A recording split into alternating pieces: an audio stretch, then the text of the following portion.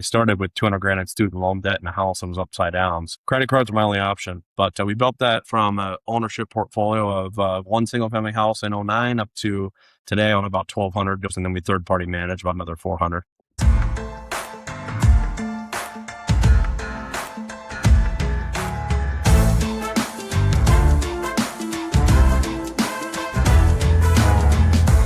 Welcome to Unfiltered, the official podcast of propertymanagement.com. I'm your host, Dylan Scroggins, joined by Mr. Josh Sterling, chairman of Epic Property Management out of Southeast Michigan. Josh, how are you? Great. Thanks for having me on. I've already complimented you on your golf gear. You got the hat, got the shirt. I'm sure you got a couple of hole-in-ones behind you.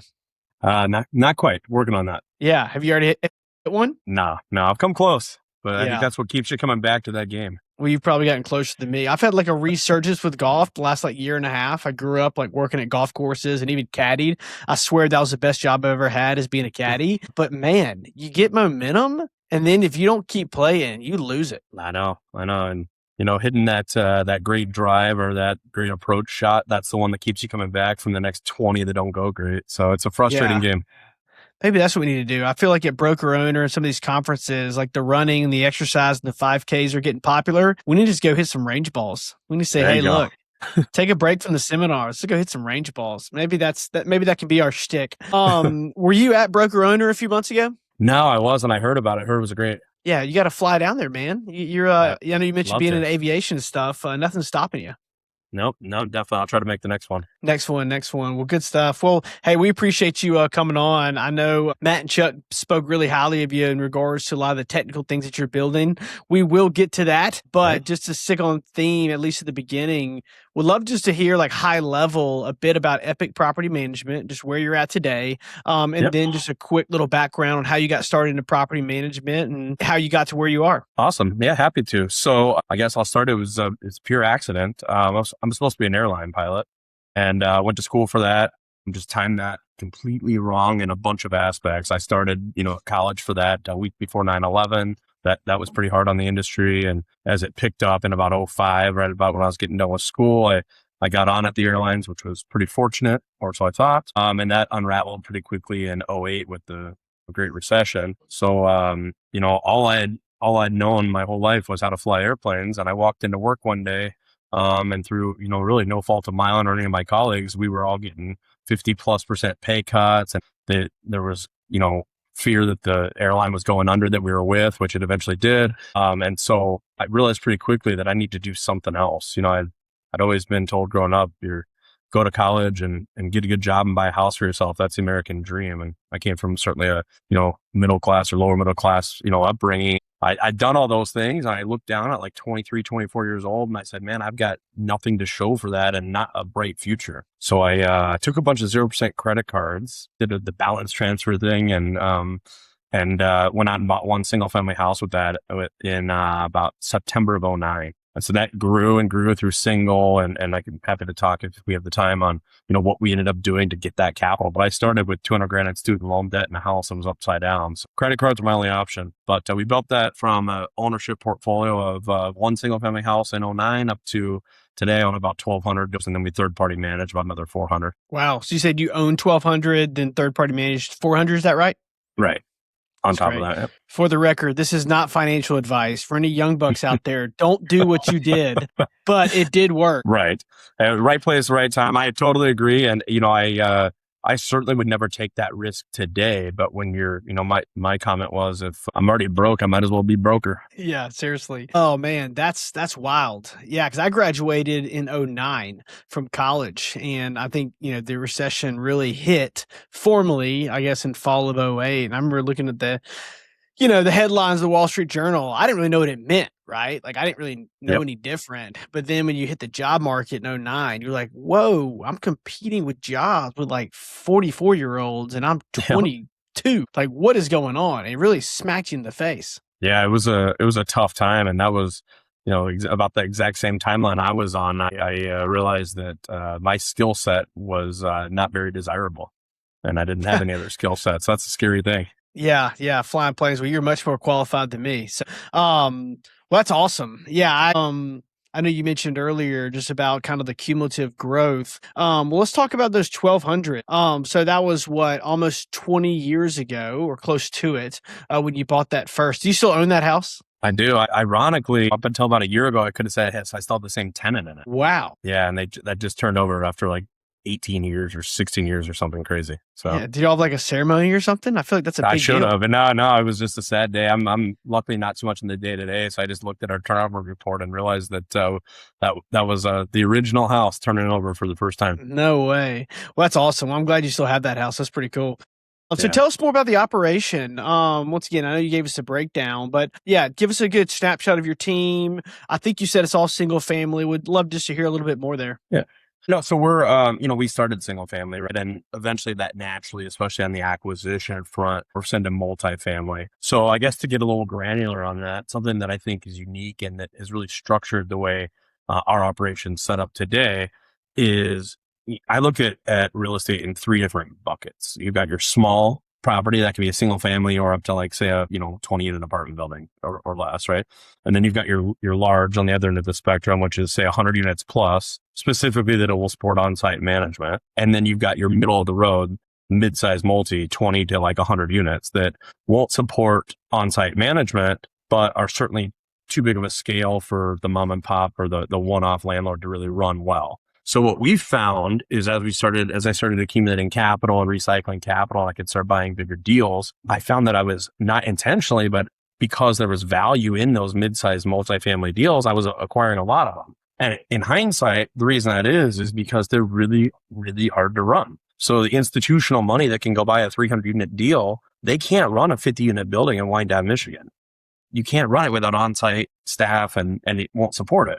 And the mom and pop operator, which is typically who we acquire it from, often gets out over their skis. They don't have the systems and the resources and the technology to run it appropriately. And so they get pretty mismanaged, driving great value. So in hindsight, looking back, our whole operation was built on being able to run this scattered site portfolio with the efficiency and the professionalism you see at a 300 unit building all day long. So we've got some larger buildings and those are great. And it confirms my belief. They're much easier to operate once you have the on-site team there. But we built all of our systems so that we can treat that single family or that, 25 unit building or 80 unit building like a 300 unit building. And that's, the premise of where we came from. Gotcha. And tell us more about the area. I know we said Southeast Michigan, we kept it broad, but how close is it to certain metros? I don't know a lot about my, Midwest geography here. Yeah. So the easy geography here is Southeast Michigan is Detroit.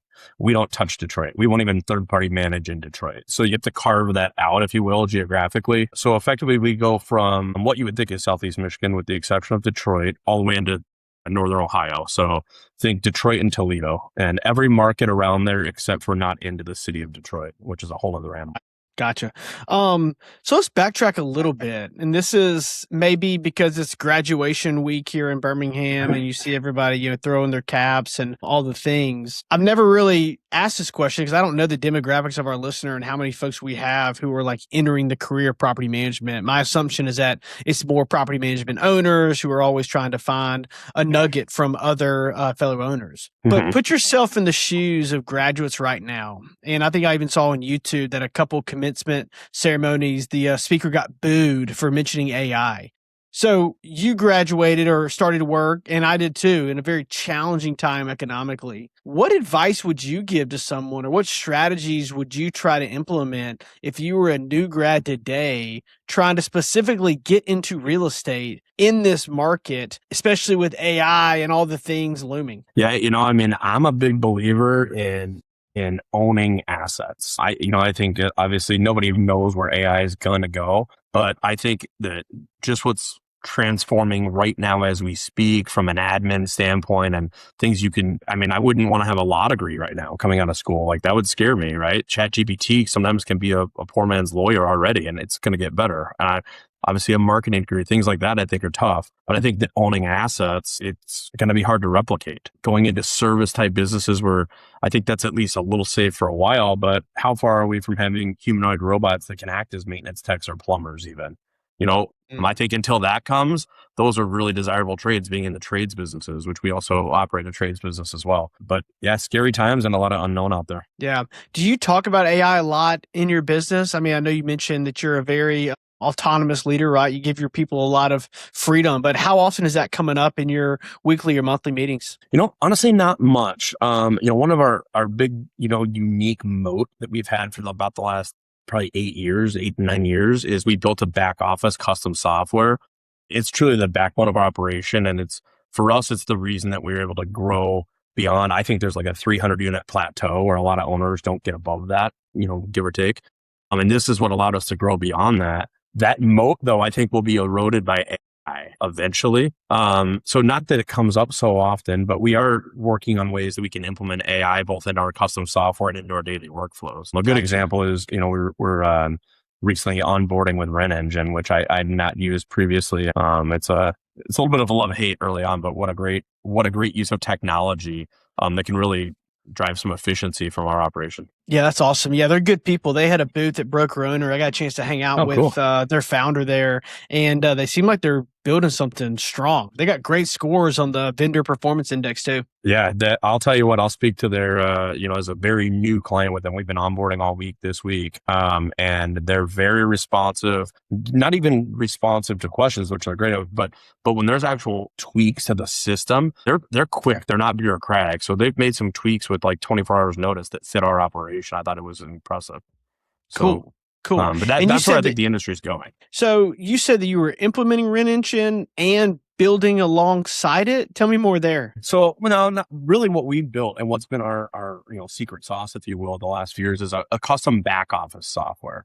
So what I realized pretty early on, I'm a very systematic thinker. I don't know if it's the airline industry or what, but so everything I've always run has been checklist driven, SOP driven, down to every granular aspect of the business. I want it documented that any person can step in and do this in theory. So what we found is as we got a little bit bigger, again, I started with one door. As I got to maybe about 300 units, I found that it was a major plateau. And when I looked at why that was, I think the structure of property management, again, scattered site property management specifically, there's so many moving parts. It's the most dynamic business I've ever heard of. And I've been in several different businesses now. And there's so many moving parts that we had all these systems built for it, but they all filtered to basically the guy at the top, right? Which was me. And it's very hard to scale yourself out of that when you don't have the massive revenue and the potential profitability to do so. So we had all these different softwares. We were using a checklist app here and maybe a shared note here and a shared iPhone calendar, and like scheduling maintenance texts would be,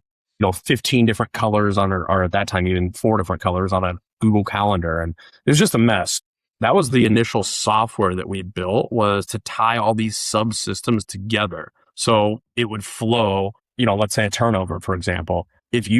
That ball for us has to volley back and forth between 7 different phases as quickly and as efficiently as possible. So we built this software that allowed notifications and automations back way before AI, and it allowed us to streamline that operation. Otherwise, without it, we would have a unit that we, let's say, finished maintenance on 3 days ago that nobody told the next person to send the cleaners. And if it's manual, it doesn't flow. So that's a very high level explanation of it, but something that's really been the backbone of our operation. Do you have any other PM groups using that software? No, when we first built it, it was really, we needed something, and it's really what gave us the clarity and the efficiency to be able to grow beyond that plateau of around 300 doors for us. I thought about licensing it to others because I think that every property management company has this issue if you're running scattered site. It's super hard. Like, I'll give you a real life example real quick. This might illustrate it better. So let's say that back in the day before we had this software, we would print off, a bunch of maintenance techs scatter into the field, right? We would print off maybe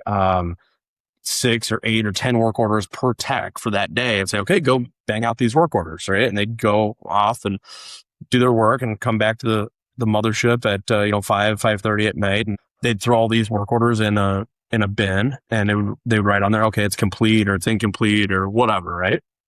And then the next day by maybe noon, we would get done processing them all manually and try to figure out where everyone was. Well, so what our software allows us to do is, let's say that one of those work orders was a turnover of a unit. And let's say it was a quick, easy one, or there was only an item or 2 left, and that maintenance tech got done at, 10:15 a.m. today. Well, all of those old paper work orders, those are all on iPads now. And so we can see each box he's checked off, photos, notes, everything in real time. And the second he hits complete on that work order, if it's designated as, in this case, a turnover, there's a couple options for this. It sends a notification to that project manager immediately who's overseeing 1,600 doors. So he can't be looking through each one all day. It sends him a notification. It could be email, text, dashboard on the desktop that says, hey, this unit's ready for cleaning. And he can go, oh, it's 10:30 a.m. Well, I got a cleaner that is finishing up at noon. I'm going to send a cleaner today. And we kick it through that next phase of the turnover instead of not even finding out what happened for the next 24 hours. So that's taken our turnover time and cut it almost in half of what we could realistically accomplish because of that. That's just one simple automation there, right? And there's all kinds of other stuff like a single family house. Someone moves out, you need to cut the grass. It's basic. We add it to an Excel sheet, right? That's human error. Someone forgets to add it. They don't save it right. They forget to take it off once we sign the lease. So we've automated all those processes, just another small thing. And there's thousands of little fixes and tweaks that we've done like that to the process so that we can operate this crazy business at scale. And I think most operators don't get to that and they end up trying to remember what they're supposed to do all day long. And that's what caps property management growth on the scattered site. Yeah, I have 3 kids under 4, so I can barely remember what I had for lunch, much less what work orders do. So I think I need that myself. We got connected through Chuck and Matt, and they were like, hey, man, you got to talk to Josh. He's doing some really interesting stuff. And I'm coming a little bit blind, and I like that, right? I like talking live about these convos. Yeah. Is what you're sharing now what you've been working on with them? And I'm not asking you to share everything you're doing, but from like the AI agent standpoint, from this like custom back-end software, what are some other things that the mad scientist is tinkering with in the background? Yeah, I mean, our custom software is really, that's our backbone. So we look at it this way. I don't want to reinvent. We're building them on the front end. Originally that's where we signed up 15 years ago, and they've done a good job. I'm not unhappy with them. We're not trying to reinvent that wheel. This custom back office software has truly been our baby, and everything comes into that. So it's truly the operation of the business. I mean, we can track down to maintenance tech efficiency in a 15-minute increment. We have a daily checklist for everybody at the company that, if you do everything on your checklist for that day, you've succeeded. It's like flying an airplane. If I don't do everything on that checklist, I might land with the wheels up. That's not a win. So that's our theory. And all of this is built on to this software. The funny part was, and I know you guys are software guys at some point here. When I first built this, I think my initial framework, maybe I spent $250,000 or so. And I thought, hey, I spent $250,000. I've got custom software. I'm good to go. Like I had no idea that the massive investment was the never ending investment where I don't even want to know how many hours of my own time are in working with the developers, but we're constantly adding on new modules. Like we recently just brought our leasing flow into our custom software. So it works awesome. It's, just little stuff like that. We're constantly bolting on. And that's really where the nucleus of the operation is. Yeah. And your team is fully bought in. I mean, it sounds like, how big's your team again? So we're about, the way we're structured, we're about 40 total. Across, like I mentioned, we've got 4 total offices, but our main office is probably 30 of those. And then we've also got a separate vertically integrated sister company. It's separate branding and whatnot, separate offices. And that's a trades business. So plumbing, HVAC, exterior services, painting, flooring is rolling out there soon. And that's about 10 or 12 people right now. Yeah, well, let's keep talking about the team because I asked people, I'm not sharing too much here, but I was really intrigued by your title, right? And I'm in recruiting and hiring, so titles mean a lot, right? And I love that you said I'm the chairman of Epic Property Management, which I think is really interesting because there's a lot there, right? Because you'd mentioned, trying to obviously still lead the business, but also really equip the people beneath you. Walk us through the mentality and the semantics of that, right? In full disclosure, we know like titles don't mean that much when you're owner, CEO, founder, president, chairman. Like at the same time, like they all mean a lot of the similar things. But yes. I love the intentionality in regards to that title and what I think you meant by it.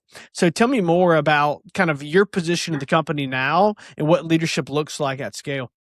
Yeah. So again, I've talked a lot about the plateau. So I think, that your standard owner operator really starts to hit a wall about 300 doors. So I tried to structure around that. Of course, I did it wrong and had to go back and kind of reorg the operation a few different times. But, I guess first it starts with the common theme, I think, in a lot of at least legacy management operators was one property manager, if you will, over maybe 200 doors or whatever that number may be. a couple hundred doors, and then another, it was these individual silos. And I always thought that was a weird system because the person, that property manager, they might have some team members, but they really don't have enough units that they're overseeing to have a robust team of specialists. And that person that's really great, say on the admin side or on the AR side or whatnot, might not be so good on the maintenance side and vice versa. So we set ours up more, I think, a assembly line approach. So like I have one person, all they do is AP.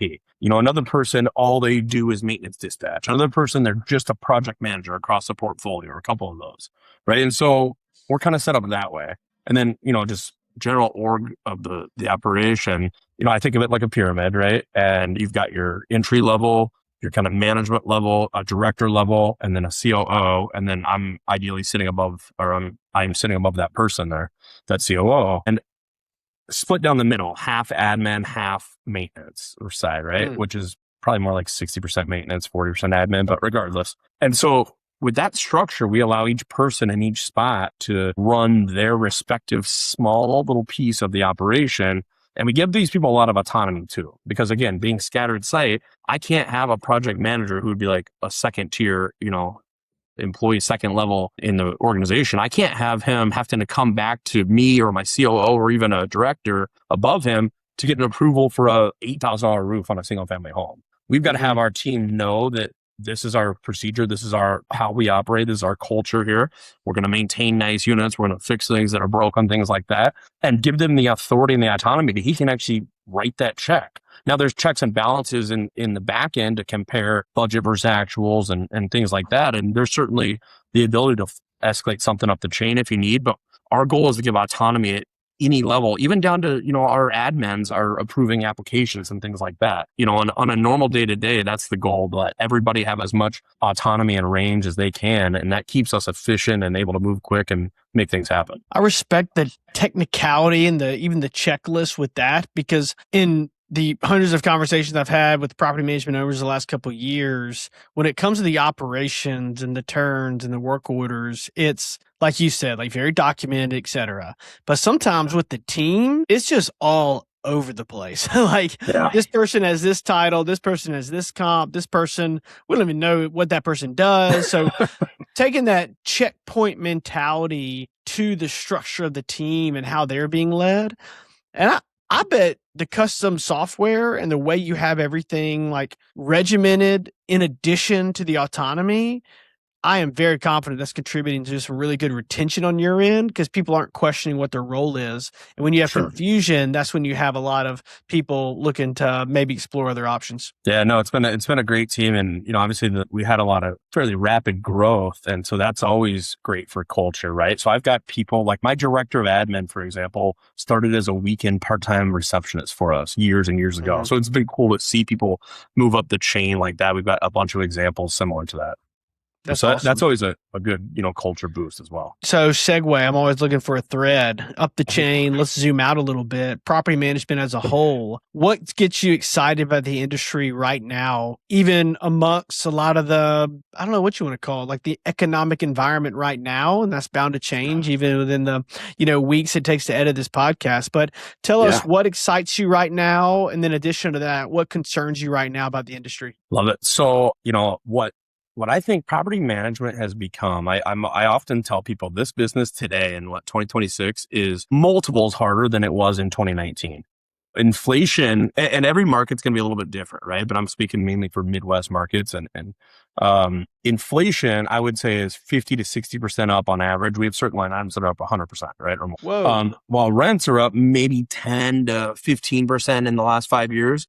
And that's normal because rents grew very fast. And I think just macroeconomically speaking, in its simplest form, rents cannot outpace income growth over the long term, right? They might outpace for a while and come back down, but I'm not surprised by this, but it's become, because of the inflation we've seen in expense side and somewhat of a limited revenue growth, it's become a very hard business. So efficiency is the thing that has been so key to us, whether that's individual maintenance tech labor or efficiency with turning a unit and it's as quick as possible, right?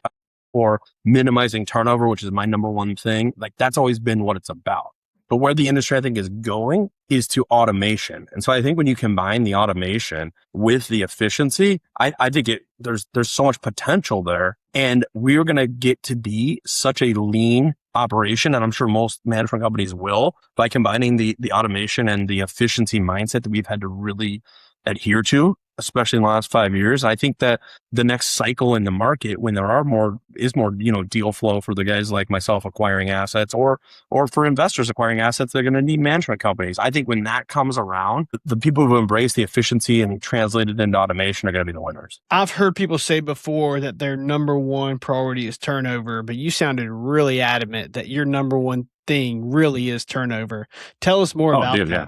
Well, okay. I mean, this is like, why is it number one, not just top 5, right? It's like number one, like by a factor of 100. So I'm guessing you talk about that with your team all the time. Oh, it's all we try. I mean, it's what we care about. It's not right. So here's why. It's such a simple. I'm surprised more people don't talk about it this way. But obviously, when a unit goes vacant, to us it's emergency, right? I mean, you're gonna have. It's like having a 7-Eleven and locking your doors for if it takes you 2 weeks to turn that unit. There's zero much chance you're gonna make money.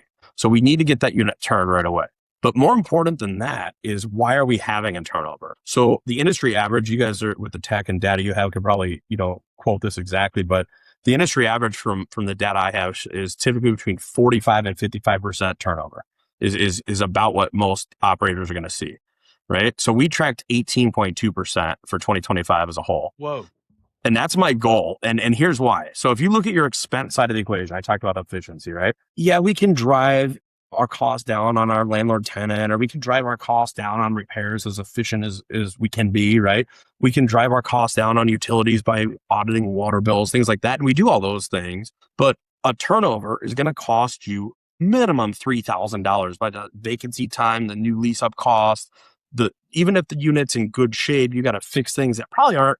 If you moved everything out of that room you're sitting in right now, it looks like a nice room. You probably have to paint some areas of that room, right? Or it would look smudged, or there'd be nail holes, or maybe that doorknob's loose. And so all that work, it's going to cost you $3,000-$4,000. It might cost you $10,000 or $15,000 if you got to do a heavy turn, right? Or a rehab.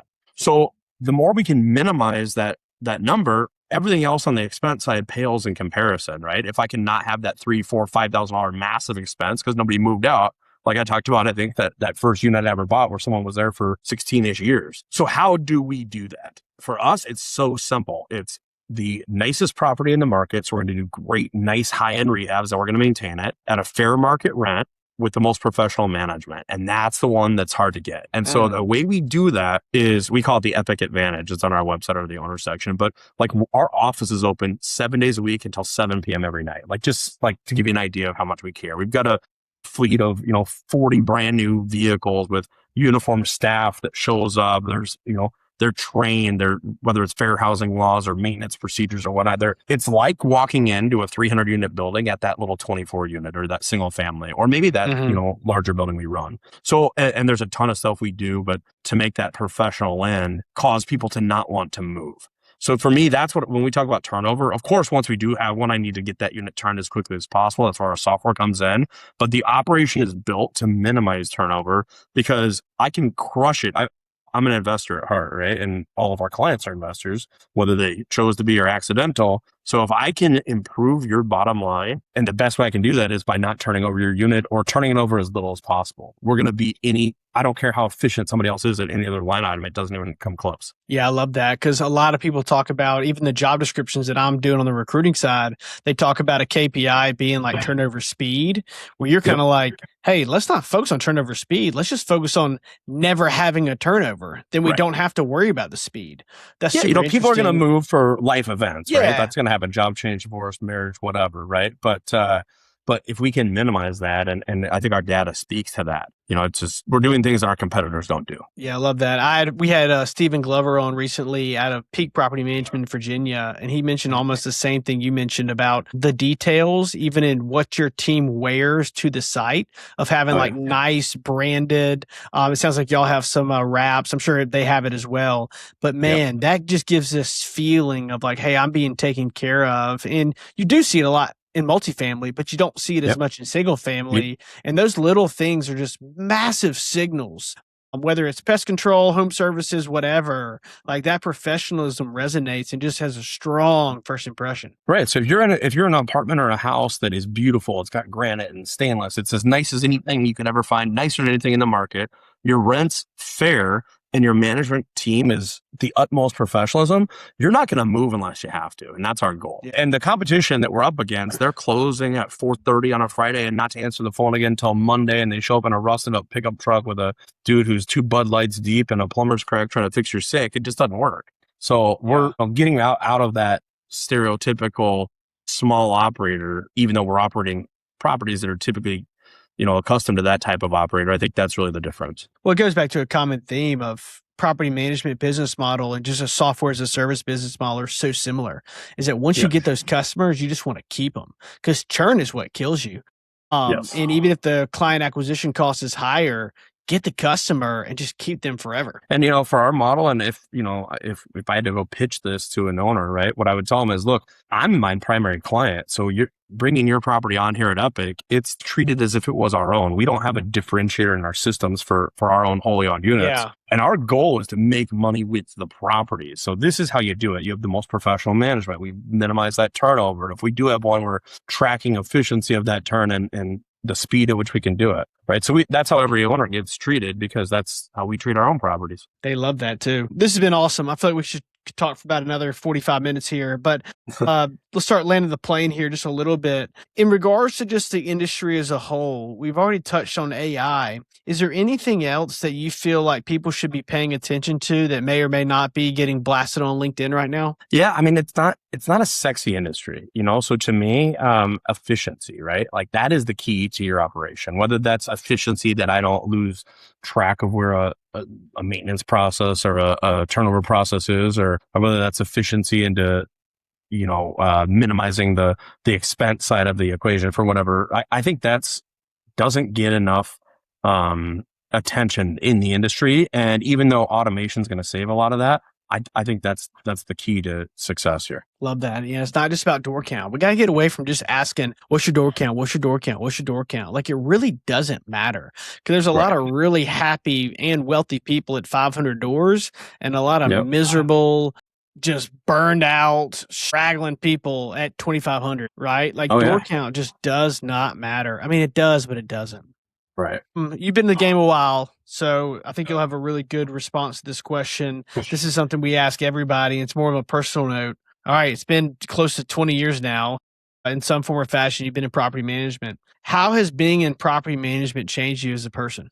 It's created who I am today. I started and I learned what I know now by doing it wrong. That's about the only way I learned. So, I was the guy in the office 16 hours a day, 6-7 days a week, literally for 4 or 5 years because I didn't know how to build the systems and the structure that would elevate myself personally out of it. So property management, because it's such a dynamic and business with so many moving parts, it forced me to become the kind of business operator that would put these systems and procedures in place out of just pure frustration from the struggle if you don't do so. And it's really been the premise for how we've gotten to where we are today and how we can keep growing it with, much less overhead and cumbersome. Well, y'all are in a great spot. I'm super impressed, not just with the team you've built, but also the custom software and just the value you get out of the time you put in. It's pretty amazing. Granted, it took you decades to get there, but you're there. You're there. All right. So a few rapid fire questions here. Pretty tech savvy guy. Technology seems to be a big part of your business, but I also like the fact that you're not totally dependent on it. What's a favorite tool or app for your business right now? And it doesn't have to be a specific PM tool. Yeah. Ours, it's got to be our custom software, man. It's the nucleus. Do you have a name if for you it? took that away. We call it Spark, which is after one of our original developers. It's a couple developers ago on it, but that's the name that stuck. It's a great in-house, name. It's called Spark. Yeah, it's great. Could people, if someone contacted you, we did not talk about this before, but I just got to ask you, if someone contacted you or me and they said, hey, love the podcast, I want to learn more about Spark, I'd like to implement in my business, blah, blah, blah. Could they do that? Yeah, I think there's some potential for. I would certainly have to go with the developers on breaking out, different credentials and logins and permissions. But yeah, there's potential to talk about that. Cool. I think we just started a software company. Cool. I'll take my 15%. I did the paperwork. I'm kidding. All right, what's a book or podcast that every PM leader should check out right now? The E-Myth. Oh, you like that, huh? That's a Wow, classic. that's great. Yeah, that's an oldie, but that's the basis of all business right there, I think. I've got it somewhere. I'm embarrassed to say that I've started that book about 5 times, but I've never actually finished it. Get yourself working 16 hours a day, 6 days a week. It'll prompt you to read that right there. Yeah, I mean, just even the first chapter about the baker not running a bakery. I Yep. mean, how many times you even walk into a restaurant and you're like, and once again, this comes from a guy who literally just told you I've only read 20% of the book, but that's how good it is that I've already It's gotten great. like some value out of it. Like I see someone running around and I'm like, you're a baker that doesn't know how to run a bakery. Yep, for sure. All right. And then one word to describe the future of property management. And the future is going to be automation all day long. Okay, I'm going to add one: automation and efficiency. It is. It's combining the two. Man. Well, this is good stuff. Well, I appreciate you taking the time. I know you got a lot going on and you're a busy man, but also you're a well delegated man, which I really respect. Thanks for your insight on property management, but also what you've built is really inspiring. From 1 to 1,200 doors, 1,600 doors in such a short amount of time is pretty amazing. I know it's been a slog sometimes, but you're definitely experiencing some fruits of your labor now, which is awesome. Absolutely. Well, thank you. Appreciate you having me on. Awesome, Josh. We'll get around to golfing sometime soon. We'll do it. All right, man. Thank you so much. Thanks.